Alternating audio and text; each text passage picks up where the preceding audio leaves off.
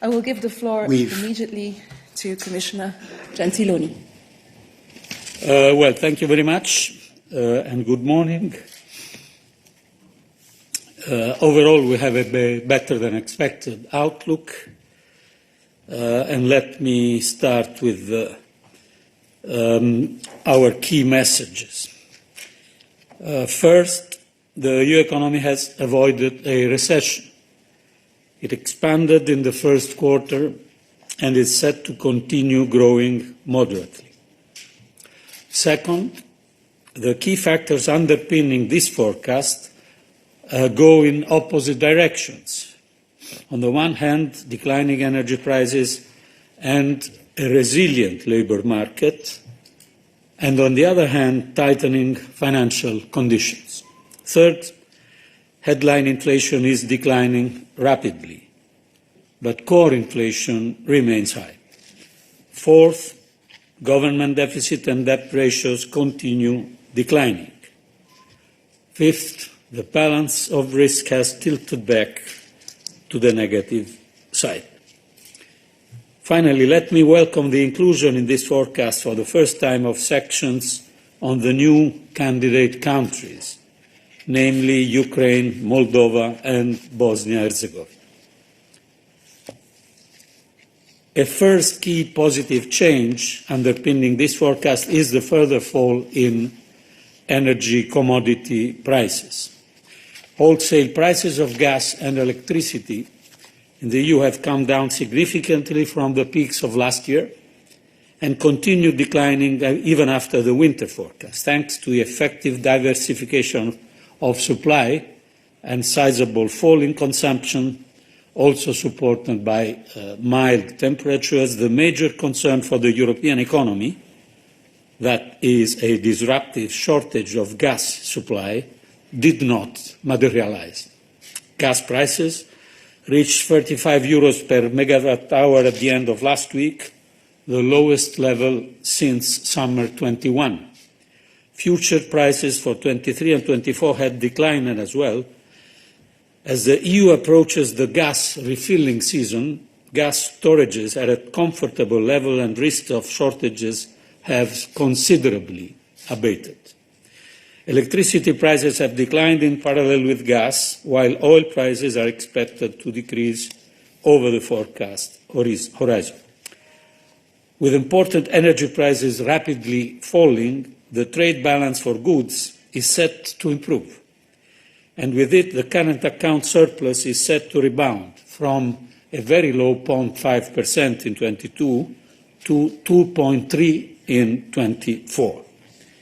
In 21 and 22, the surge in imported energy prices resulted in a transfer or purchasing power from the EU to the rest of the world.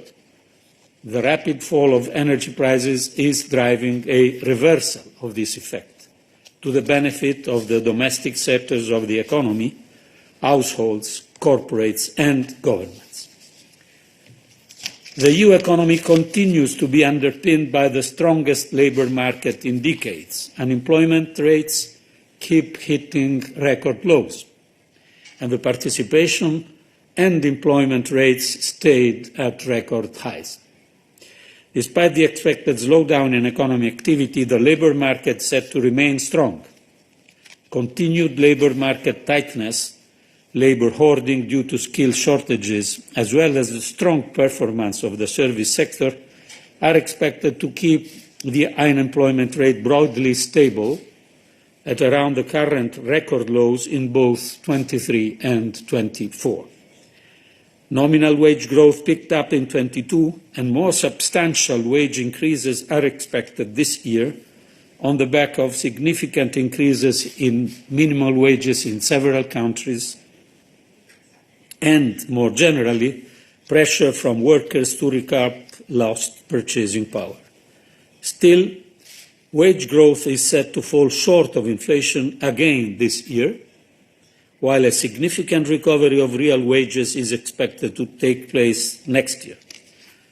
Corporate profit margins have been on the rise since 21, providing a potential buffer for the absorption of wage increases.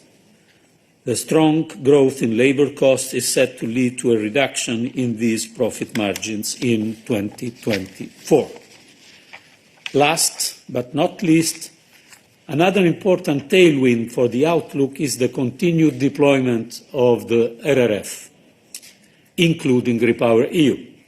Over the forecast horizon, absorption of RRF grants is set to increase from 0.3% of GDP in 2022 to around 0.4% of GDP in both 23 and 24. This is the average. Over the 21-24 period, expenditure financed by RRF grants is expected to be above 3.5% in Spain and Greece, more than 3% in Croatia and Portugal, around 2.5% in Slovakia and Italy, around 2% in Latvia, Bulgaria and Romania, close or above 1.5% in Lithuania, Poland, Hungary, Cyprus and Czechia, and more than 1% in Slovenia, Malta, Estonia and France. To be clear, of course, these projections are based on the planned timeline for milestones and targets set out in the plans. Now, to turn to a less positive factor, the tightening of financial conditions is set to weigh on economic activity over the forecast horizon. The progressive firming of core inflation has set EU monetary authorities on a path of forceful tightening. Compared with our previous forecast, market expectations point to higher rates, though markets still expect the ECB to be nearing the end of its tightening cycle.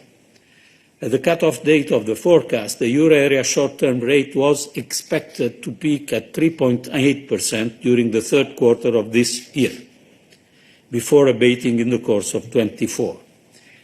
The tighter monetary conditions are feeding through the credit channel with rising borrowing costs and decelerating credit flows to both firms and households.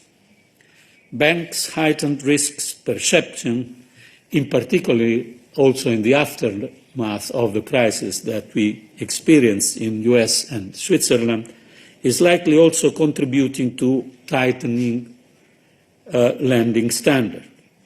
What this means is that credit is not only more expensive, but also more difficult to access. At the same time, higher interest rates are leading to a decline in loan demand.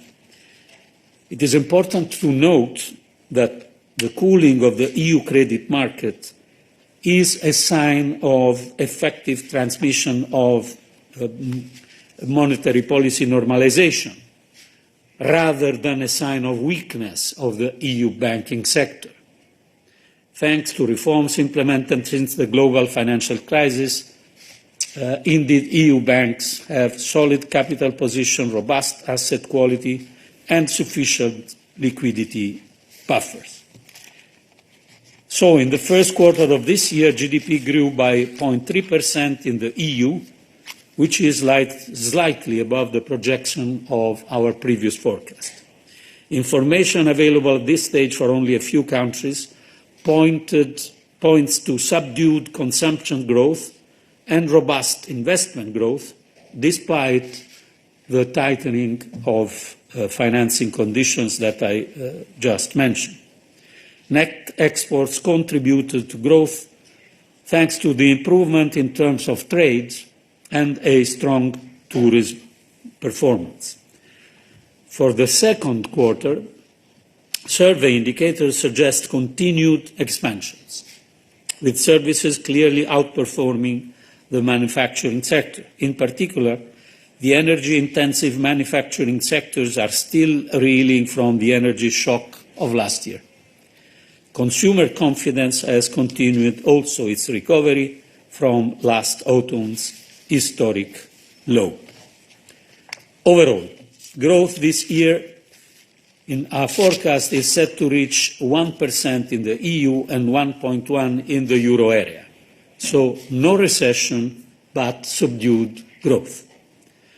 Following the weakness in the past 2 quarters, private consumption is set to increase moderately this year, as inflation keeps eroding households' purchasing power. Housing investment, which is, of course, particularly sensitive to interest rates, is expected to contract. By contrast, business investment is projected to still increase, though at a slower pace than last year, helped by corporates' overall healthy balance sheet position and the rollout of the RRF.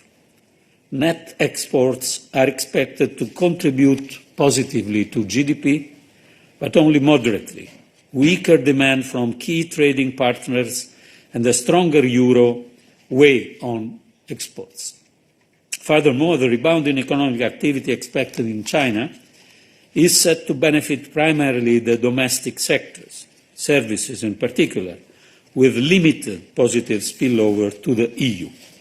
In 2024, growth is expected to gain strength. Moderating inflation, continued employment expansion, and strong wage growth are projected to boost households' real disposable incomes, leading to a rebound on private consumption.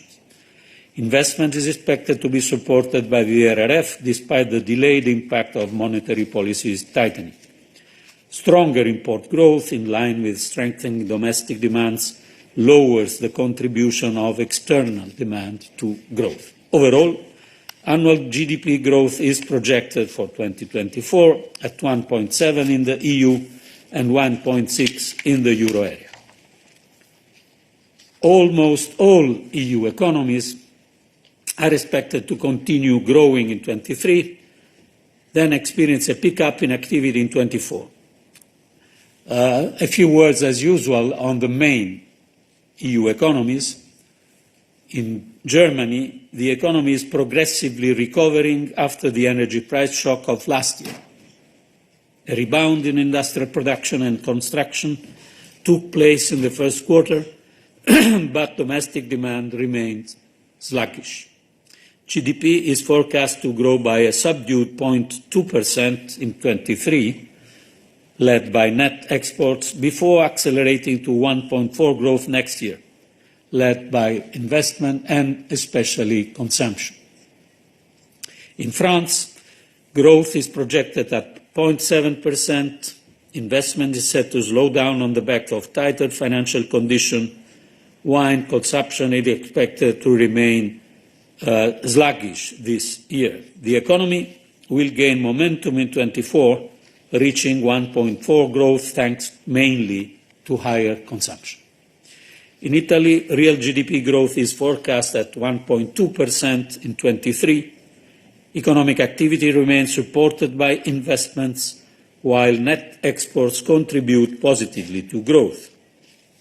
GDP is expected to expand at a similar rate next year by 1.1% thanks to a recovery in consumption, while the contribution from investments and external demand slows down.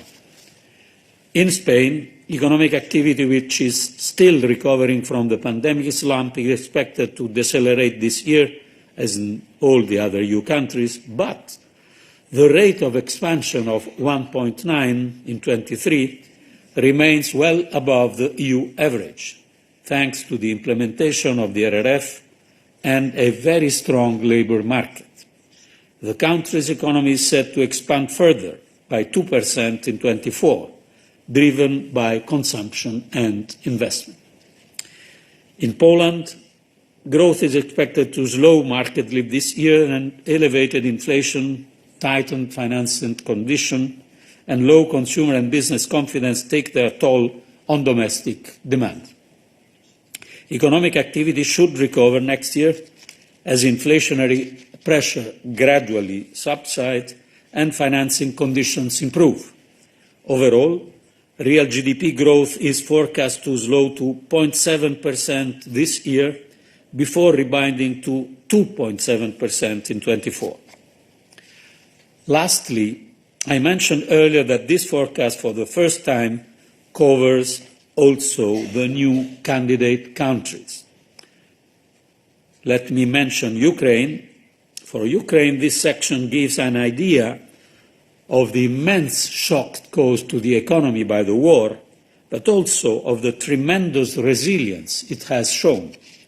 After a drop of around 29% last year, the economy is projected to grow by 0.6% this year and 4% in 2024.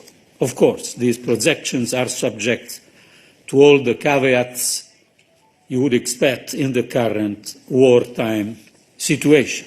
That this is the forecast in the situation as it is now. Inflation.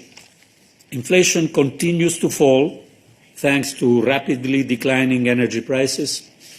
The euro area headline inflation fell to an average of 8% in the first quarter of 23, down from 10% in the final quarter of last year.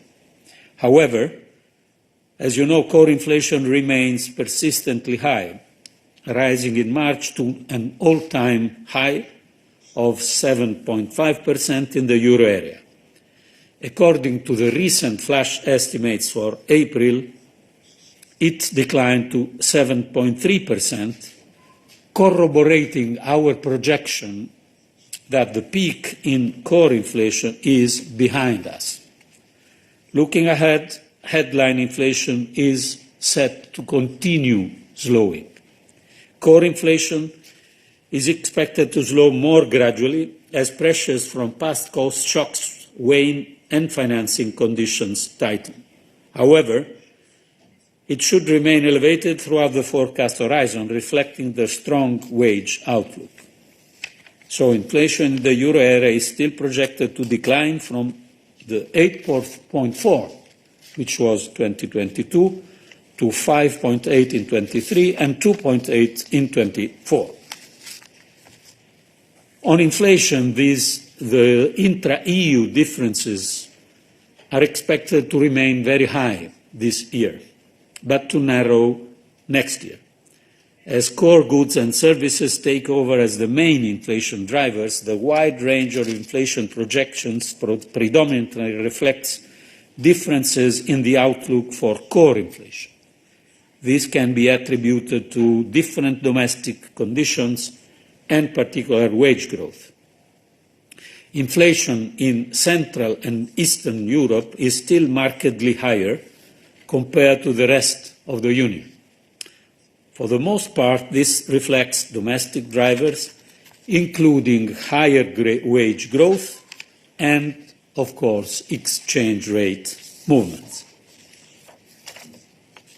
Public finance. The strong nominal GDP growth and the reduced cost of the pandemic-related emergency measures supported the further reduction of the EU government deficit in 2022 to 3.4% of GDP, 3.6% in the euro area, despite sizable energy support measures still in place. In 23, and especially in 24, the gradual phasing out of energy support measures is expected to drive further deficit reduction on aggregate in the EU to 3.1 and 2.4 of GDP. 3.2 and 2.4 in the euro area.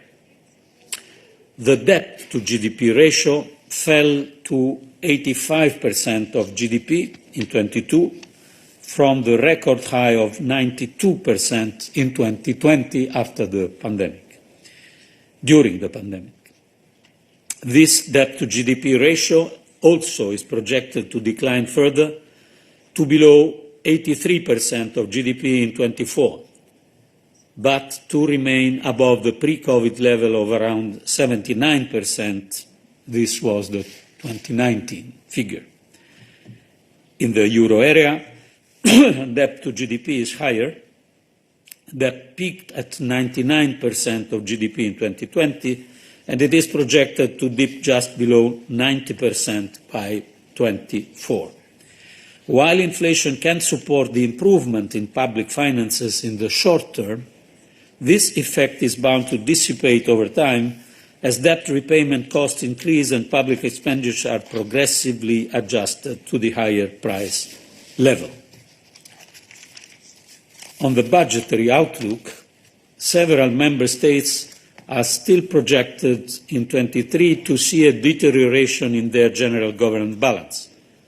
While falling energy prices are helping to contain the cost of existing support measures, many governments have introduced new measures or are extending existing energy support measures. In 2024, the deficit reduction is broad-based across countries, driven by the almost complete phasing out of energy support measures currently projected for next year. So the number of countries with a deficit exceeding 3% of GDP is set to increase from 11 in 2022 to 14 this year, before falling again to 10 member states in 2024, based, of course, on unchanged policies. The balance of risks. The balance of risks, while the baseline projections for the EU economy has slightly improved since our winter forecast, downside risks have increased to a better outlook, but a balance of risk tilting to the downside. Why? Because core price pressures could turn out more persistent if wages accelerate more than currently projected and without adjustment in profit margins. This is one risk. Higher than expected core inflation, another risk, would lead to a stronger reaction of monetary policy with broad macroeconomic ramification for investment and consumption. Risks related to the EU external environment remain elevated. New uncertainties following the banking sector turbulence or related to wider geopolitical tensions, rising interest rates on vulnerable emerging markets. And of course, Russia's war of aggression against Ukraine continues to cast a long shadow of uncertainty over the economy. This is not only a human and geopolitical problem, it is also and broadly an economic big risk.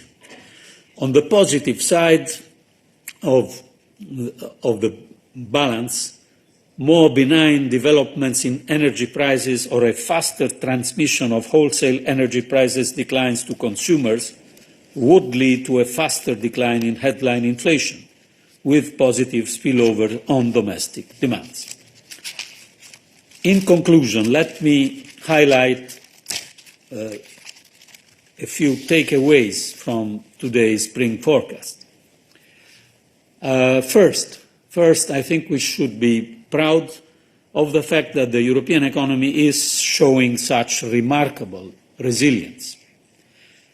This is no small achievement, given the nature and the magnitude of the shocks experienced. Management of the energy crisis, coordination of fiscal policies, and impact of the RRF. All of these have contributed to a much better than expected scenario. If we look back to what we were expecting last autumn, the scenario is much better. Second, this is no reason for complacency, as we always say. Inflation remains high. This means we must ensure that fiscal policy is consistent with our policy priorities. And in the same vein, it is important to maintain the momentum for growth in the implementation of the recovery and resilience plans. Third takeaway, the forecasts illustrate remarkable country differences concerning public finance, but also growth and inflation. It is important to monitor these divergences to avoid that they become entrenched. And finally, our forecast vindicates the more country-specific approach to fiscal surveillance that is at the centre of our proposed reforms to the EU fiscal rules. And this is a further incentive to reach agreement on this reform by the end of the year. Thank you, and I'm looking forward for your questions. Indeed. Please raise your hand, introduce yourself and the media you're working for, and I will give you the floor. David, you have the floor. Thank you. David Carretta, Radio Radicale Italian Radio. I will ask my question in Italian, if I may. Commissario, volevo chiederle due cose. La prima, qual è il contributo della Recovery and Resilience Facility What is the contribution of the Recovery and crescita Resilience Facility del PIL to dell'Italia? Abbiamo growth visto of Italian l'assorbimento GDP? teorico dei fondi, We quindi see quanto è importante theoretical absorption. So what I'm asking is how le riforme important is vengano it? portate How avanti important is this per investment le stime di moving crescita forward che sono for indicate the nelle growth previsioni? estimates that you've indicated in La those seconda forecasts? domanda That's one thing. The è una second sorta di question ritorno is a alla sort of normalità per la crescita italiana, return soprattutto nel to 2024, normalcy ma for Italian growth, non mi pare for per il 2024. verso giusto, nel senso che torna a essere l'ultimo paese in But termini di it's crescita di PIL il still prossimo anno. the Quali slowest sono le country ragioni in terms of growth. questa divergenza rispetto ad altri paesi the della difference zona euro? between Italy and other countries of the Eurozone, would you say? Ma risponderei in italiano. My Senz'altro answer, il contributo the contribution, in Italia lo chiamiamo PNRR, of what we call the PNRR in Italian, come avete is visto, fundamental. abbiamo indicato We've un contributo, indicated diciamo, assumendo che i tempi, the contribution, gli obiettivi, quindi delle erogazioni vengano rispettati, certain parameters are respected, 2,5% and we think it's nei 3 anni, 2.5% over 3 years, che insomma è molto consistente. which is considerable. Aggiungerei che I'd add to that in una fase in cui per combattere at a l'inflazione time when to fight i margini di politiche inflation, espansive sono ridotti, the margins for avere a expansive disposizione policies are limited, spese soprattutto then per having money investimenti, available soprattutto per for investimenti investment orientati al futuro, uno and strumento for come il future-looking PNRR investment, è un'occasione an straordinaria. instrument like the RRF is extraordinary. L'Italia, come gli altri An paesi, extraordinary contribution, deve fare ogni and sforzo Italy per must make raggiungere. every possible effort to Quanto use alle it prospettive properly. di crescita, Now, as to the growth possiamo vedere forecasts, il lato positivo o there's il a lato positive side negativo. or a negative side. You can look at Lei, it either Carretta, si è way. concentrato su quello negativo, David io Carretta, segnalo you anche focused quello on the positivo, negative side, nel but senso I che pushed credo the che per positive l'Italia sia side. interessante I think it's interesting to che look at both, nell'anno in corso and I think it's interesting noi that proiettiamo per we're l'Italia una forecasting crescita for più Italy alta tra le 3 strong maggiori growth, economie europee. the biggest of the 3 major Credo che European questo non economies, avvenisse da in a sense. molto tempo. And that's not happened for quite a while, as you L'Italia ha know. avuto una crescita negli Italy ultimi 2 o has 3 seen anni growth over the last 2 or 3 years, 12%, which was molto significativa, 12%. That's quite significant, che certamente and certainly era successiva a una it crisi has followed on meno 9 durante from la pandemia.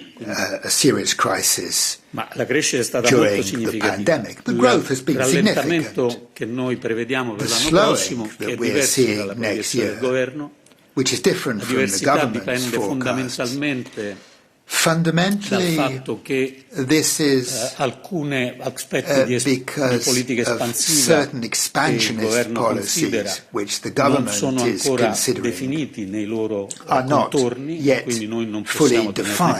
conto. So we E in can't secondo take luogo them dal fatto into che account. noi prevediamo But also there is the un fact livello di that we investimenti meno expect favorevole a lower rispetto alle level of previsioni investment italiane. Ma when compared to complessivamente Italian penso che forecasts. non But possiamo on the whole, dare una connotazione negativa a queste previsioni I che don't see sono much negative tutto in those sommato molto forecasts, incoraggianti per which are quest'anno and remain vedremo encouraging per for l'anno this prossimo. year, and we will see for next year. I'll take your question, Janusz, and then I'll move to the Interactio platform. Janoshan Bahaman from Euractiv. Now, this morning, President von der Leyen just had a speech in Parliament saying that the conventional economic model we have now is not applicable anymore. We cannot go on like this. Now, if the Commission were to take that seriously, I would expect at an economic growth forecast session like this one that we talk about resource consumption, that we talk about emissions and other stuff. Now, this still feels like a very conventional economic growth forecast session. So, why is that, and are there any plans to change that? Well, this is a very good question.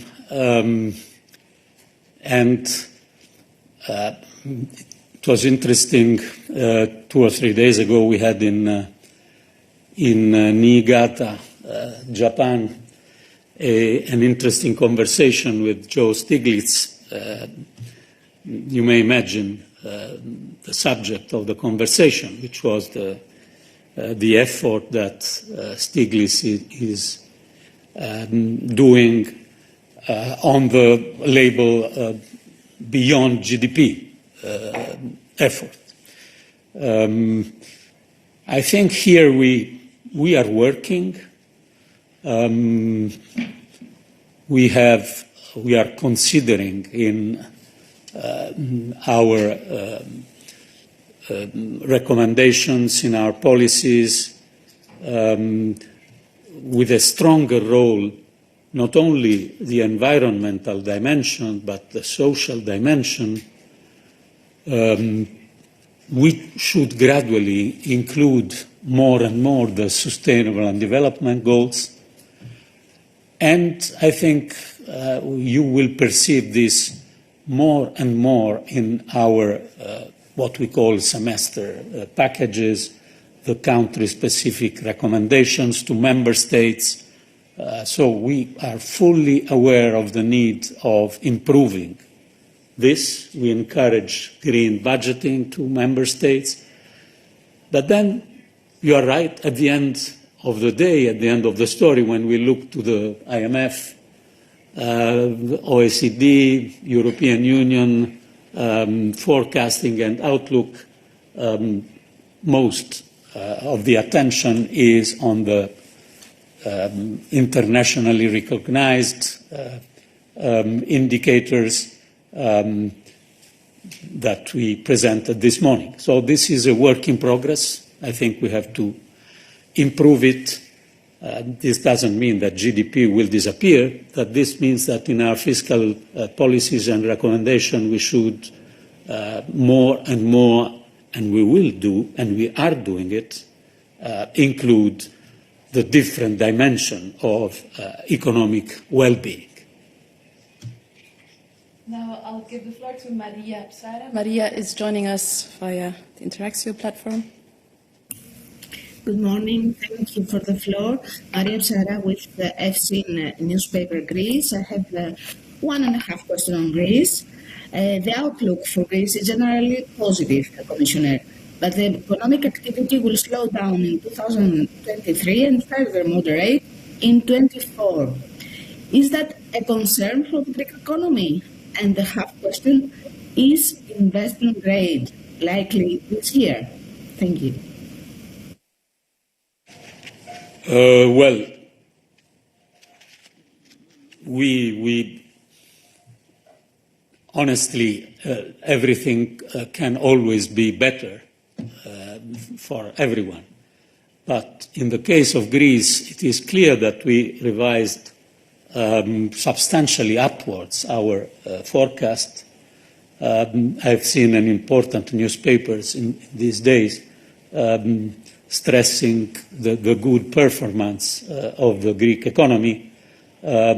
So overall, I think that the results are very, very positive. We have a 2.4 projection for growth this year, which is the double of the euro area average. And of course, the we will see the evolution next year, but it's difficult for me to underscore negative elements, because we have a lot of positive elements. But of course, no complacency, closely monitor, blah, blah, blah. Now I'll pass the floor to Anna Matos, who's joining us online. Anna, you have the floor. Hi, can you hear me? Yes, we can hear you. You cannot see me, right? No. No. Okay, and I'll do my question anyway. I thank you so much for the floor. Commissioner, I have a couple of questions on Portugal. I wonder how concerned is the European Commission about the housing market in Portugal, in its influence on the financial stability, and how does the European Commission monitor the performance of the Recovery and Resilience Plan, given that some delays in the implementation have been known? And I wonder also, if I may, if Portugal already submitted rescheduling of its plan of RRF. Thank you so much. Well, thank you. Overall, we see a positive forecast for Portugal, as you have seen, and growth is again 2.4, which is again double than the EU average for this year. So we can't describe this as negative. Interesting to note also that the budget balance of GDP, despite a certain number of significant energy-related measures that had a substantial impact on the budget, but overall the budgetary balance is well better than other member states. I reminded before that we will have this year more or less 14 member states in our forecast over the famous 3%, and this is not the case for Portugal. So we are cooperating with the Portuguese authority on RRF. I don't see we have technical delays in the implementation with many countries, but I don't see specific problems, both for debt sustainability and for the implementation of the RRF. Just to answer your last question, Portugal has not submitted a revised plan just yet. Then I'll pass the floor to here.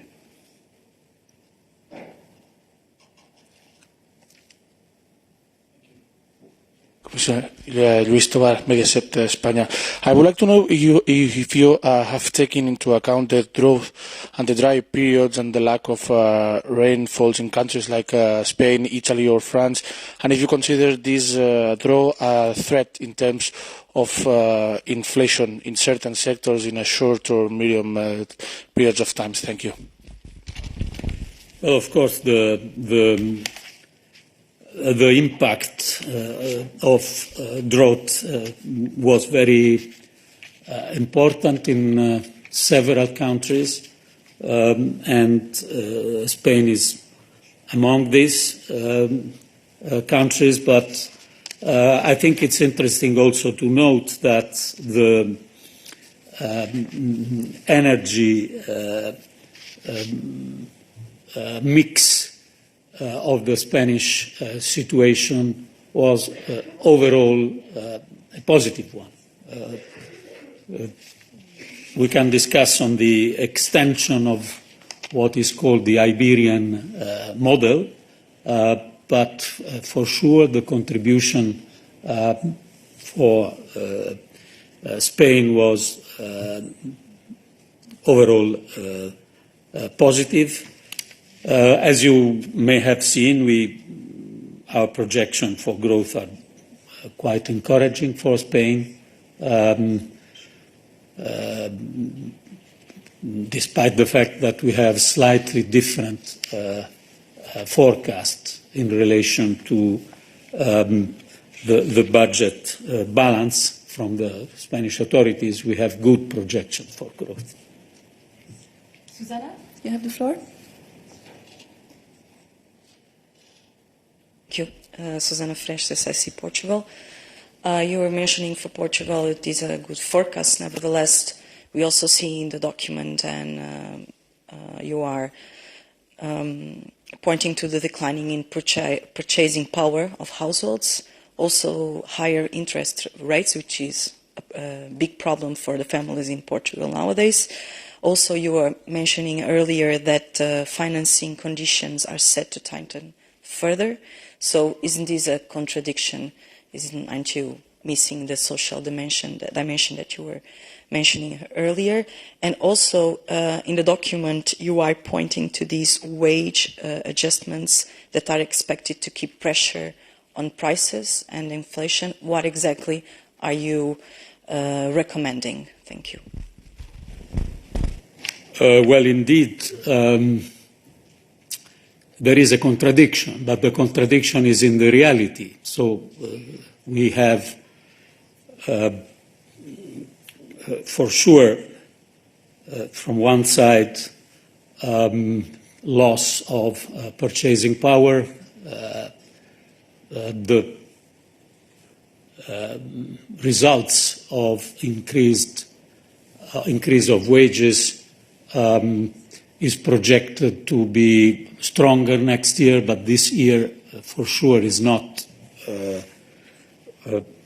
itself keeping the purchasing power in relation to inflation.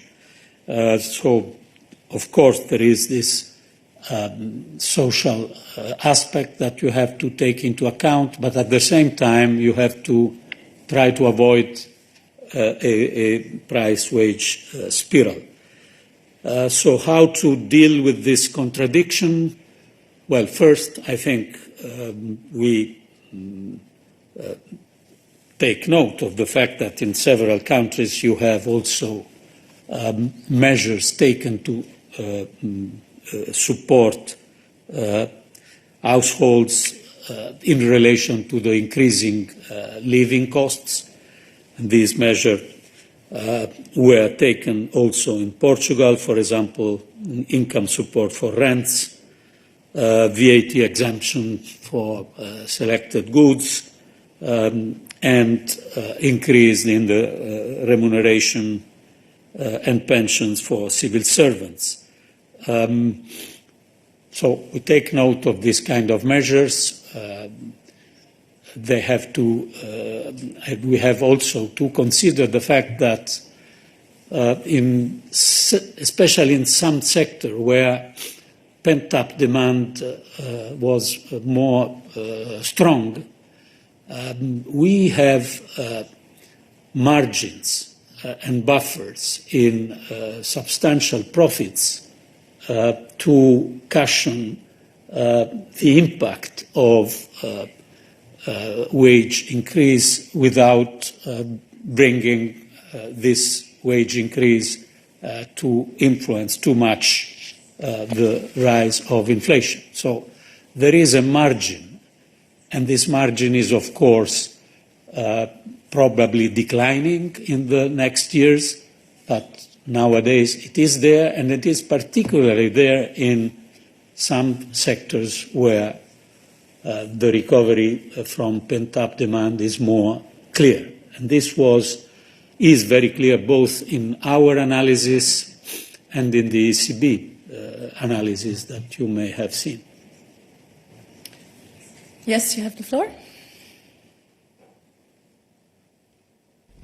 Yes, David Thomas from MNI. I'm just wondering how you're going to handle the fiscal recommendations in the upcoming country-specific recommendations.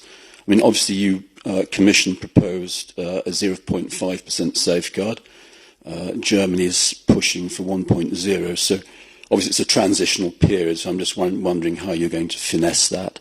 And then on Eurozone core inflation, you have an average forecast of 6.1% this year. The highest we've actually had so far is 5.7 in March. So I'm just wondering where you expect the peak of Eurozone core inflation to be this year, if you can say, and maybe where it might end the year at. Thank you. Well, on the evolution of core inflation, of course, we had some surprises in the course of these recent months. We reached a peak in March. In our view, this was a peak. Apparently, according to the flash estimates, it was indeed a peak, because the April flash estimates show a small decrease, but they are still at 7.3% in April, and they were at 7.5%, and this is the reason why we consider the path of reduction of core inflation very, very gradual, very slow. The country-specific recommendation, of course, will be a fine-tuning exercise. I will not anticipate today something that we are still discussing in these very days. The only thing that I can say is that we have to work on this country-specific recommendation, taking into account the situation we are in, taking into account the fact that most of them, for several countries, are already in the national recovery and resilience plans, and we don't want to duplicate too much our efforts, and that we have an ongoing discussion on fiscal rules. But the final line of this is that we can't anticipate the conclusion of this revision of fiscal rules in our country-specific recommendation. Any more questions today? I don't see any, so I would like to thank Commissioner Gentiloni for coming down to the press room today, and all participants for your questions. So this concludes today's conference on the Commission's Spring 2023 economic forecast. Thank you and have a very nice day, everyone.